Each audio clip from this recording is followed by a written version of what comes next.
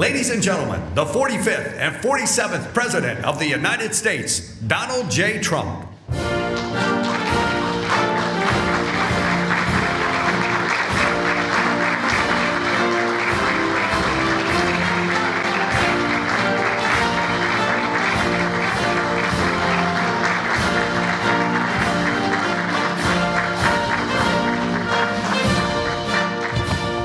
Well, thank you very much. It's been a pretty wild time, but it's going very well. Sit down, please. And tremendous progress has been made, as you're probably seeing just by watching. We're doing something. I built the military and rebuilt it and made it really strong in my first administration, along with a lot of other things we did. We had a great first term. And now we're using it. Unfortunately, we have to. But you're seeing how great it is. There's no military like it on earth, not even close. And we're doing very well in Iran. You see the result. And it's been amazing. We've knocked out 42 Navy ships, some of them very large, in 3 days. That was the end of the Navy. We knocked out their Air Force. We knocked out their communications, and all telecommunications is gone. I don't know how they communicate, but I guess they will figure something out. It's not working out too well. And they're bad people. They're just bad people. When you look at October 7th and beyond October 7th, look at all the killing that they've done over the years, for 47 years. And this had to be done. They were very close to a nuclear weapon. They would have had one if we didn't do our B-2 hit, Midnight Hammer. They would have had it 8 months ago. They would have had a nuclear weapon, and, you know, they're crazy, and they would have used it. So we did the world a favor. And they said, well, how are you doing on a scale of 0 to 10? How are you doing with the attack? And I said, about a 15, I would say, with 10 being the best. But it's something that had to be done, and we're doing it well. And I want to thank everybody involved. I'll be going right after this. I'll be leaving for Dover, very sad situation, to greet the families of the heroes coming home from Iran, coming home in a different manner than they thought they'd be coming home. But they're great heroes in our country, and we're going to keep it that way. There's always, when it comes to war, there's always that. But we're going to keep it to a minimum, I think, Pete, and going to be something, a service that we're really providing, not for the Middle East, but for the world. These were sick people, very sick people. This morning, I'm honored to welcome distinguished heads of state from across the Western Hemisphere for the first Shield of the Americas Summit. And it's something very, very special. Marco's been working on it very hard, so have a lot of other people, because it's a very important place for us. It's nice to be home. It's very, very important. You know, we go all over the world, 9,000 miles away, 12,000 miles away. I said, how long is this flight? Sir, this flight is 19 hours. I said, oh, that's great. I said, now I have flights that last for 2 hours. I like that better. Much better. But on this historic day, we come together to announce a brand new military coalition to eradicate the criminal cartels plaguing our region. And you have a lot of it. One of the things when we were talking backstage, you were telling me the crime, the cartels, and we're knocking the hell out of them where we can. We're going to go heavier. You saw what we were doing with the boats coming in. The boats, there's not a lot of people coming in by boats anymore. We knocked down drugs coming in by sea. Drugs coming in through water is down 96%. We're trying to find out who the other 4% are, because I think they're the bravest people in the world. Either that or they don't watch television, right? They're either very brave or they're not watching. But we're calling this military partnership the America's Counter Cartel Coalition. And that's what you need. You have cartels. They seem to grow in this region unbelievably rapidly. Has to do with drugs largely. Earlier this week here in Miami, Secretary of War Pete Hegseth, who's right here. Pete, you are fantastic, doing a great job. We're proud of you. And representatives of 17 different nations formally entered this new alliance. The heart of our agreement is a commitment to using lethal military force to destroy the sinister cartels and terrorist networks once and for all. We'll get rid of them. We need your help. You have to just tell us where they are. We have amazing weaponry, as you probably noticed over the last short period of time. But I want to thank members of the coalition, most of whom are friends of mine. Few of them I just met, but most of whom are friends, many of whom I endorsed. And they took that endorsement and they went on to win big. I haven't had a bad endorsement yet, right? He says, yes. He was happy. He was a couple of points down and went up like a rocket ship, right, in Argentina. But the president of Argentina is here, Javier Milei. Thank you very much. Thank you very much for being here. President of El Salvador, another friend, Nayib Bukele. You know, he is a man who we've gotten very close to. I saw him as a young man my first time. You were young and handsome. Now you're older and handsome. You're older and handsome. But he runs a good operation. That's all I care about, right? When I first saw him, I said, he's too young. And then I saw the job he did. I said, well, I guess he's not too young, because I was young and did well. But you've been a great president, and we appreciate the relationship very much. President of Paraguay, Santiago Peña, thank you very much. Thank you very much. President of Ecuador, Danielle Noboa. Danielle, thank you. Thank you, Danielle. President of Panama, I love that canal.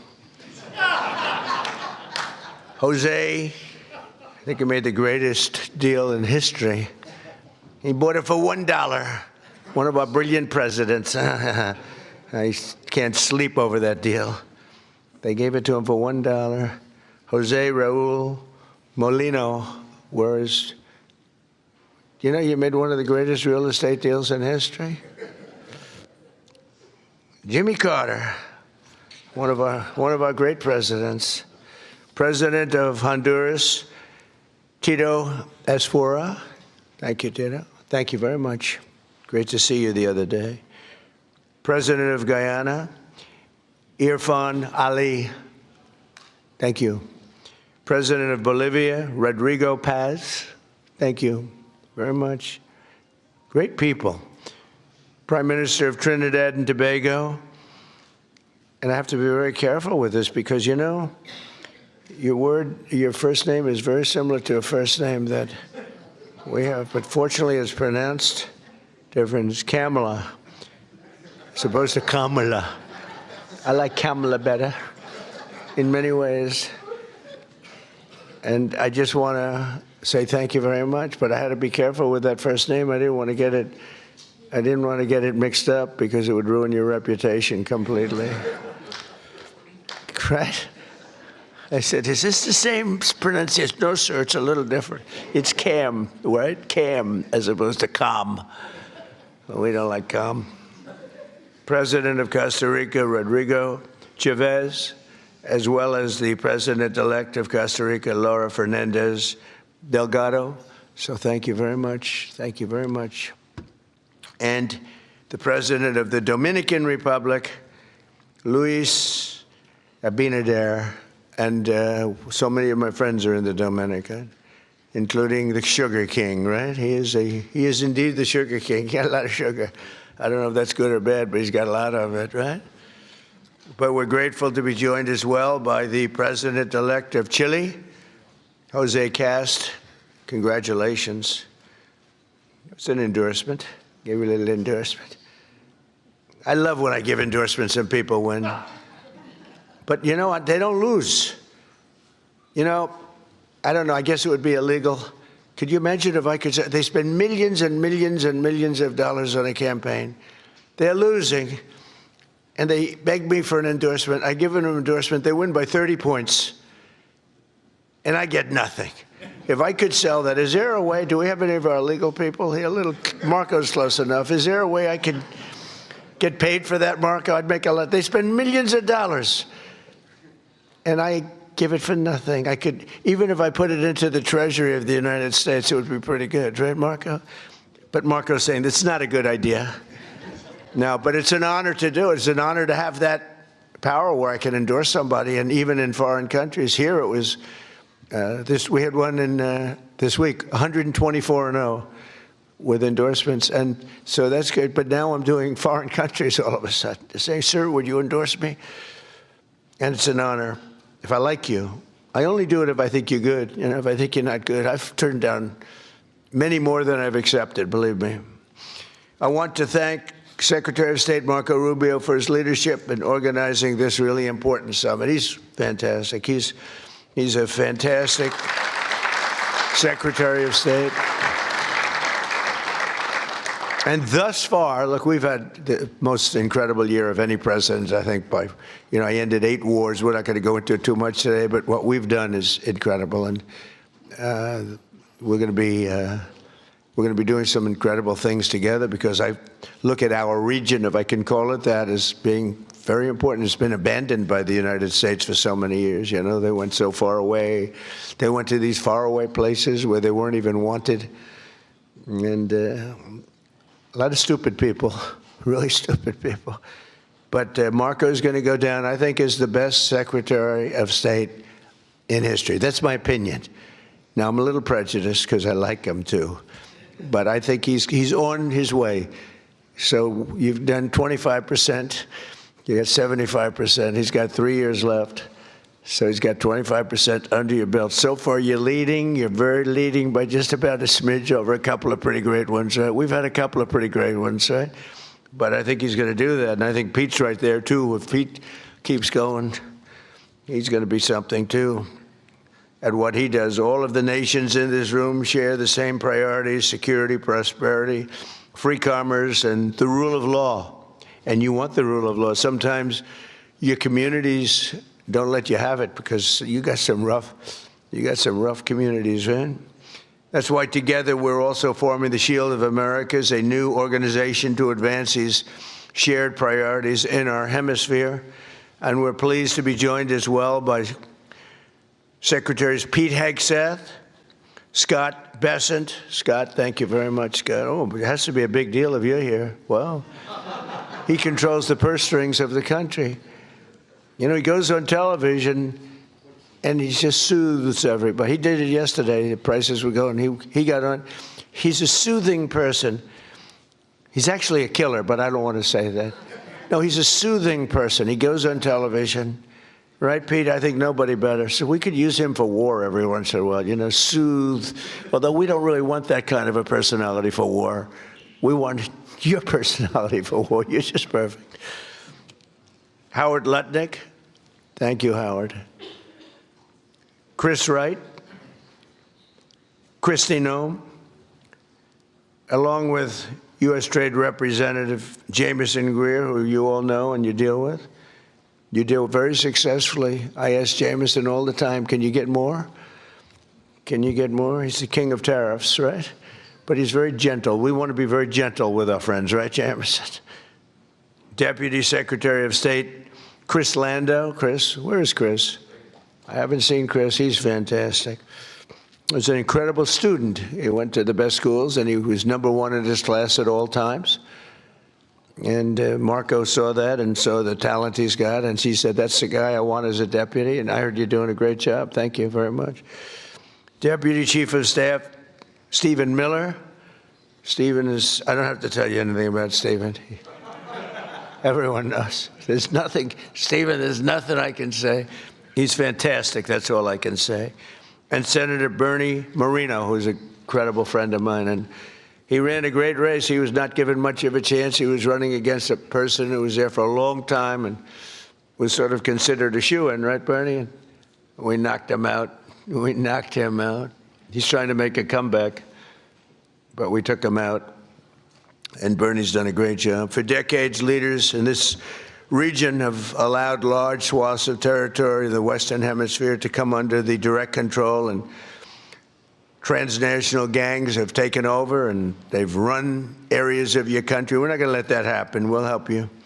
And bloodthirsty cartels that impose their will through murder, torture, extortion, drug trafficking, bribery, and terror. And some of you are in danger. I mean, you're actually in danger. It's hard to believe. But we're working with you to do whatever we have to do. We'll use missiles. If you want us to use a missile, they're extremely accurate. Boom, right into the living room. That's the end of that cartel person. But we'll do whatever you need if you want. A lot of countries don't want to do that. They say, oh, sure, I'd rather not have that. I'd rather not have that. I believe they could be spoken to. I don't think so. Many of them don't want, and that's okay, too. You're going to do you. But if you need help, you're going to let us know, okay?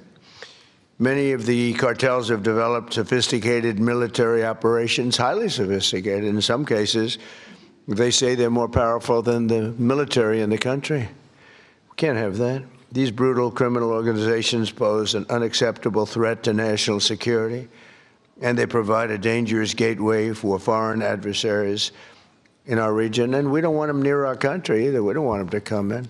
They're cancer, you know. They're cancer, and we don't want it spreading. We have a very strong border. You know, we have a border now where for 9 months, 0 people have been able to come through. It's hard to believe, actually, because we went from 25 million people coming in over the Sleepy Joe Biden, one of the worst presidents in history of the world. He was the worst president in the history of our country. We've had some pretty bad ones. Recently, we've had some pretty bad ones, but he's the worst. But he would go down as one of the worst in the world. I'm going to up his category now. It's horrible what he did. And what he didn't do was probably worse than what he did.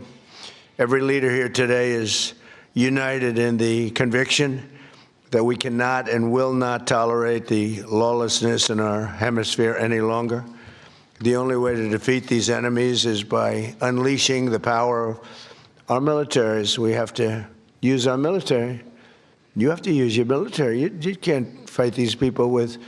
And you have great police. You have some great police, but they threaten your police. They scare your police. You're going to use your military. In many cases, our forces have already been working closely with yours, and the United States looks forward to deepening and expanding that cooperation in the months ahead. And it's so good that we got to know so many of you. I mean, we're so many. And I'd love to get to your countries at some point. Marco loves going to your countries. He's always at one of these countries. He likes your countries the best, okay? You know, where are you? I'm in Chile. Oh, good. How's Chile doing? Good. He likes it. He feels very calm. We all like him, right? It helps. He's got a language. He's got a language advantage over me, because I'm not learning your damn language. I don't have time. I was okay with languages, but I'm not going to spend time learning your language. That much I won't do. Just give me a good interpreter. Interpreter, very important. And I know if somebody's good. I may not speak the language, but I know I had an interpreter recently that wasn't good, talking to a very strong person from a different part of the world. And I could tell, even though I don't speak the language, I could tell the interpreter was not good. When you go,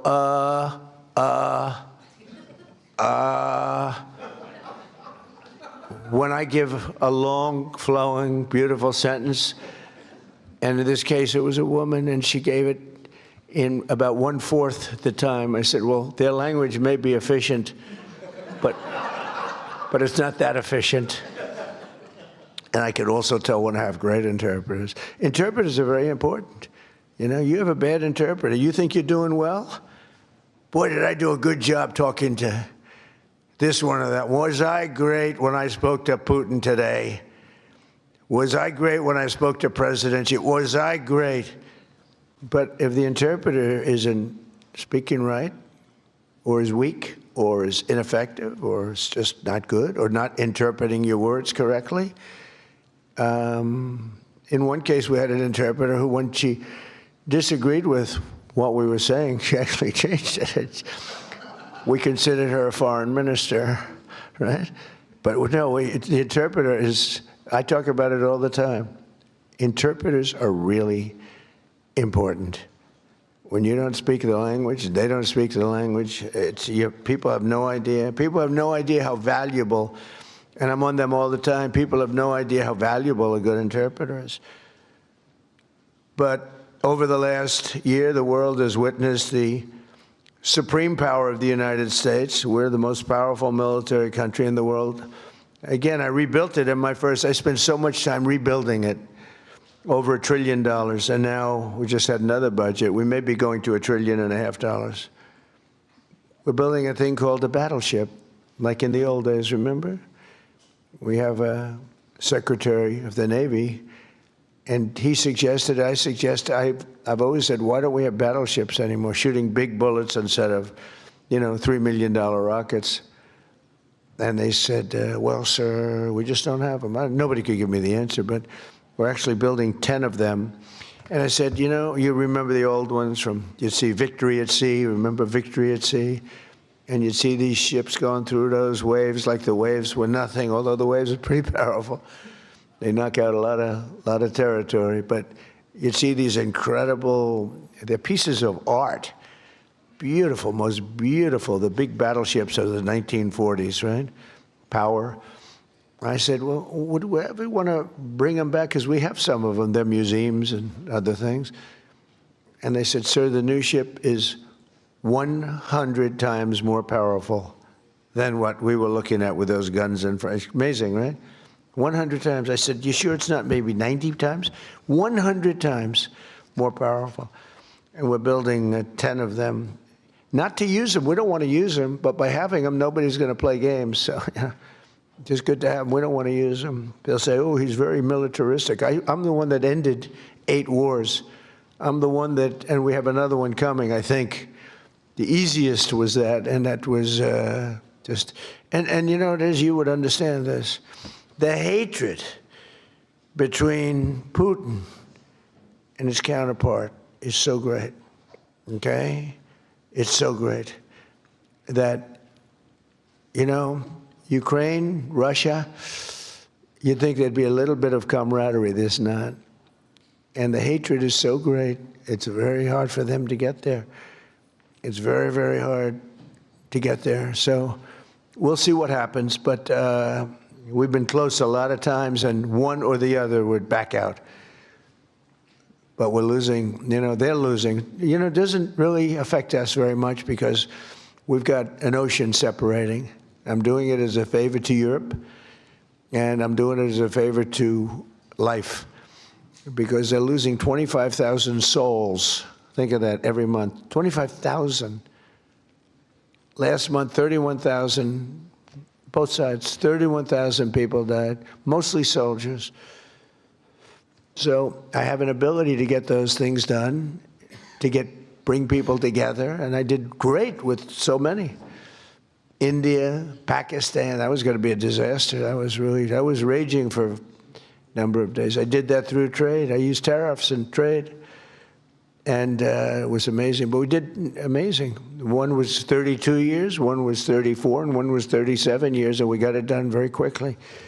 And we'll get this one done too. But the hatred is, hatred's an amazing thing. People do bad things, and people don't get things done when the hatred is too great. That's a lot of it.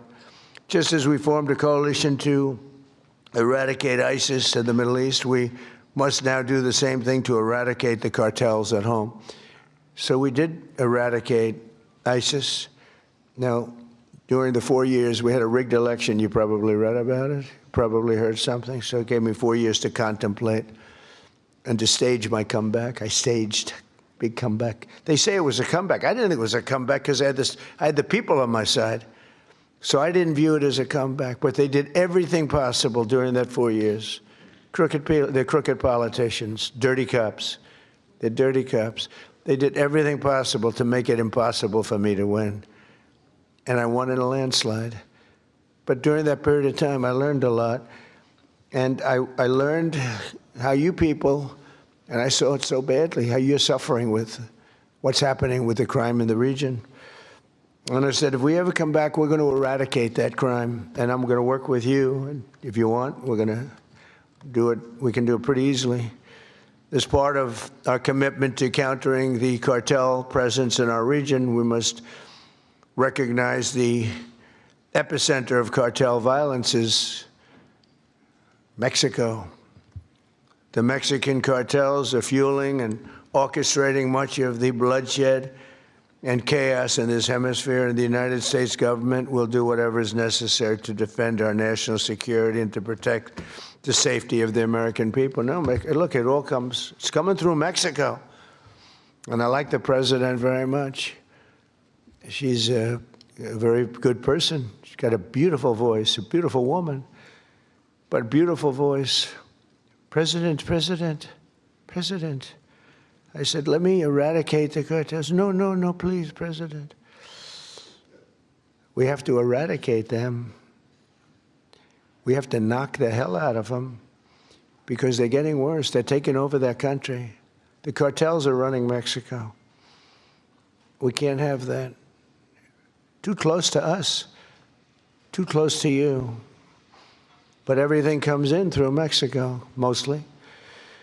At the same time, all of us must recommit to ensuring that law and order within our own nations, and that includes showing zero tolerance for the gang activity, tremendous gang activity in Venezuela. That's in much better shape than it ever has been. We've developed a great relationship in Venezuela. The savages who murder and rape with impunity must be permanently removed from society. We must not allow our criminal justice systems to be corrupted so that they protect these criminals and animals at the expense of your people. And for some reason, all over the world, this is a region that has problems that other regions don't have. They have different problems, but they don't have this problem. The United States last year, we achieved the largest drop in murder rate in recorded history. We have the lowest murder rate in 125 years. Hard to believe because, I don't know, it's, we've got a lot of them out, but we allowed through the Biden policies and Obama, who was another terrible president, by the way. It was Barack Hussein Obama, terrible president. He was a divider, great divider. I call him the great divider. But they allowed a lot of people into our country that shouldn't be here, but in particular Biden, because Biden had no idea what he was doing. He had no clue. It was being run by whoever got near the auto pen was running the country. He was the auto pen president, and frankly, they let at least 25 million people come in to our country, some from prisons, some from mental institutions, gang members, the heads of gangs, the mentally insane. I'll tell you, people came in from mental institutions and insane asylums, and we took them. We had an open border policy. It's a policy divided and devised by idiots, but they poured into our country. So we went from the worst border in history to by far the best border. We have the best, strongest border that we've ever had. We have great people that did that job. By securing our border and cracking down on traffickers and smugglers, we've reduced the fentanyl pouring across our border by 67%. This is in our first year, Give me a little more time, we'll do better.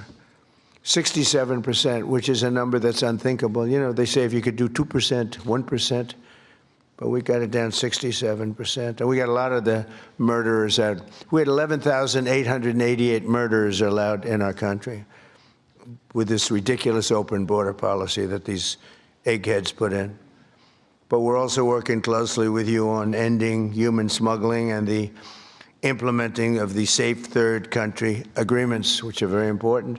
In January, America's armed forces also ended the reign of one of the biggest cartel kingpins of all, with the Operation Absolute Resolve to bring outlaw dictator Nicolas Maduro to justice in a precision raid that nobody's ever seen anything like it. This was in a very powerful military base, fort. And they went in and they took him out and they got him out, and people couldn't believe it. They couldn't believe it. We were right into the heart and took him out. And it was nasty. It was about 18 minutes of pure violence, and we took them out. We lost nobody. Not one person was lost. Not one aircraft or no military equipment, zero. People have never seen anything like it. And you're talking about into a military base with a lot of soldiers, good soldiers. Since that operation, we've been working closely with the new president of Venezuela, Delcy Rodriguez, who's doing a great job working with us. I mean, she's doing a great job because she's working with us. If she wasn't working with us, I would not say she's doing a great job. In fact, if she wasn't working with us, I'd say she's doing a very poor job. Unacceptable. No, but she's doing a great job, Marco, right? And she gets along great with Marco. And we're taking out tremendous amounts of oil. They're making more money now than they've ever made. Ever made. We have the big oil companies in. They are making more money. We're getting some. They're getting a lot. They're making more money now than they've ever made in the history of their country. Can you imagine? And it's being spent properly, and they're watching it closely. And I'm pleased to say that this week we have formally recognized the Venezuelan government. We've actually legally recognized them. We have also just reached a historic gold deal.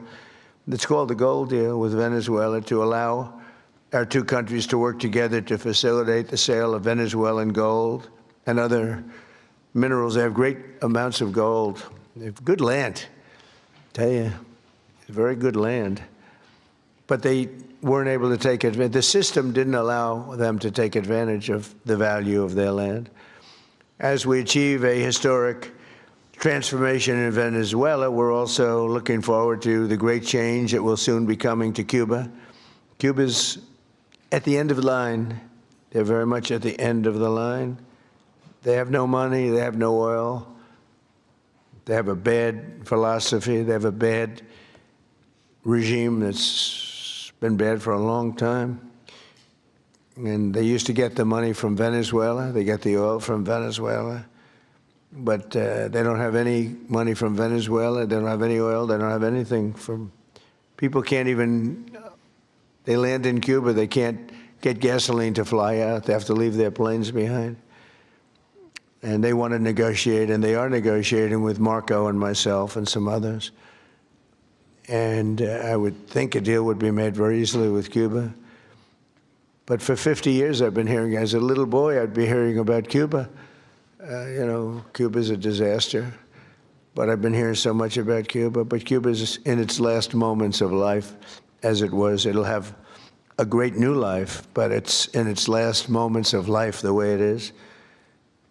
And but our focus right now is on Iran. And we'll do that. I would say, what will you do? Take about 2 days off, Marco? No, he won't. Maybe an hour. He'll take 1 hour off, and then he'll finish up a deal on Cuba.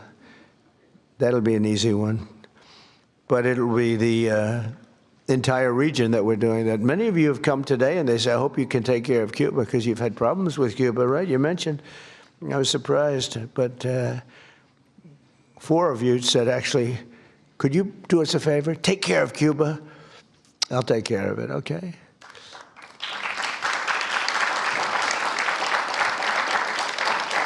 So, and as the situations in Venezuela and Cuba should make clear under our new doctrine, and it is a doctrine, we will not allow hostile foreign influence to gain a foothold in this hemisphere. That includes the Panama Canal, which we talked about. We're not going to allow it. And together we'll protect our sovereignty, our security, and our cherished freedom and independence. And just in finishing up, the nations gathered here today are filled with unlimited potential. You have tremendous potential. It's a great part of the world. But to fulfill that tremendous potential, we must smash the grip of the cartels and criminal gangs and horrible organizations run by, in some cases, absolute animals, and truly liberate our people. And some people are afraid to do it because they've gotten such a foothold. But I think you can get out of that, and we'll work with you if you need.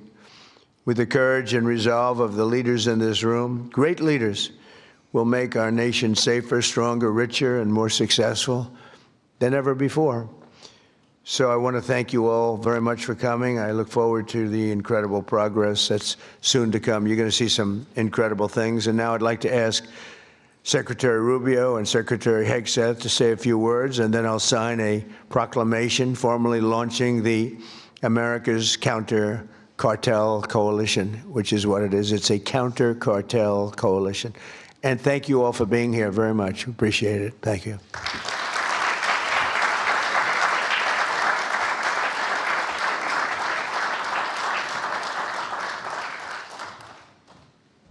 Well, thank you, Mr. President. I want to thank all the leaders that are here today. I'll be very brief. First of all, Mr. President, thank you for making this region a priority. We've had successive American presidents say that the Western Hemisphere is going to be a priority, and they never do it. And the president has made it a personal priority. He's also a president of action. It's why I believe he will go down as the most historic figure, one of the most historic figures in American history, and certainly of the last 100 years, because of what he has been able to do and is doing right now with the Western Hemisphere. Thank you for your bold leadership. It's an honor to be able to serve in your administration. And, Mr. President, 2 points I want to make. The first is we have a lot of allies around the world. And we are grateful for our allies. And the countries represented here today, all 12 of the leaders here, are allies. But they're more than allies. They're friends. At a time when we have learned that oftentimes an ally, when you need them, maybe may not be there for you. These are countries that have been there for us, and these are leaders that are not just allies, they are friends. And they are always willing to work and cooperate with the United States, and we're grateful to them. And as you said, Mr. President, these are also countries with extraordinary potential. Some are fulfilling it, some are well on their way to fulfilling it. And this is important. We want to be a partner with you in that. We want the world to see that when you are a friend and an ally of the United States, it is a good thing. It's reciprocated. It comes back the other way as well. And so the fact the President is here today and making this a priority is so critical. If I may, because some of these cameras cover in Spanish. You all right about that? Oh, good. Please. We don't need an interpreter for this one. Quiero darle las gracias. I think I'm a good interpreter. You'll find out in a second. But las gracias a los países que están aquí hoy. Estos países, primero, el presidente ha hecho esta región una prioridad en su administración. Hay muchos presidentes que han dicho que lo van a hacer, pero él lo ha hecho y se lo agradecemos. Y muy agradecido a los 12 países que están aquí hoy. Estos son países que no solamente son aliados, son amigos.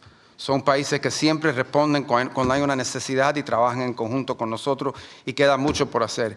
Estos son países que tienen una gran población, mucho potencial, y queremos ser sus socios en desarrollar sus países, sus economías y su seguridad. Y le doy las gracias de verdad por estar aquí en el día de hoy con nosotros. Que Dios bendiga a todos esos países, a los Estados Unidos, y gracias como siempre por la cooperación. Seguiremos trabajando en conjunto y vamos a hacer cosas muy buenas, muy importantes para esta región, que van a hacer que en las generaciones futuras nos van a agradecer el labor que estamos haciendo en el momento de hoy. Thank you very much. Thank you. Is he better in Spanish or in English? I think he's better in Spanish. I mean, it's great. Pete, please. Thank you, sir. Mr. President, I only speak American.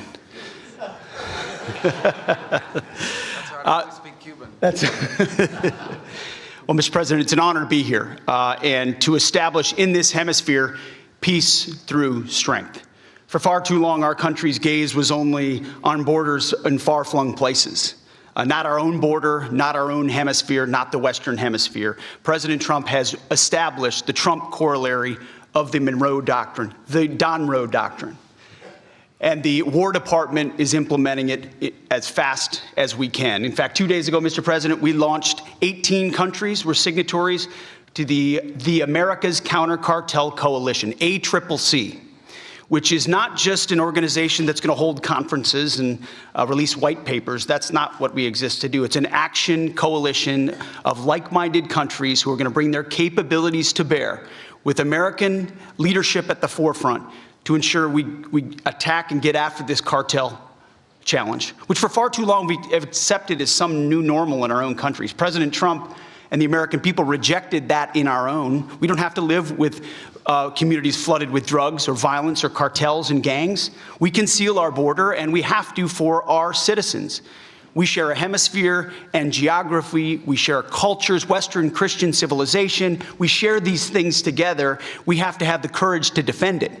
And we have a commander-in-chief in our country who's set that compass heading.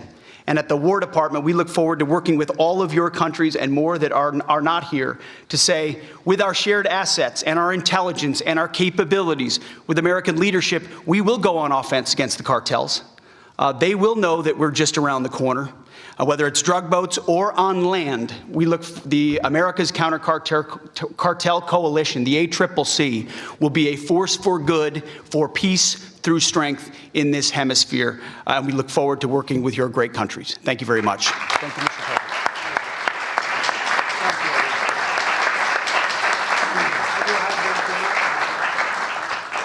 Would you like to come up and surround us here? Thank you.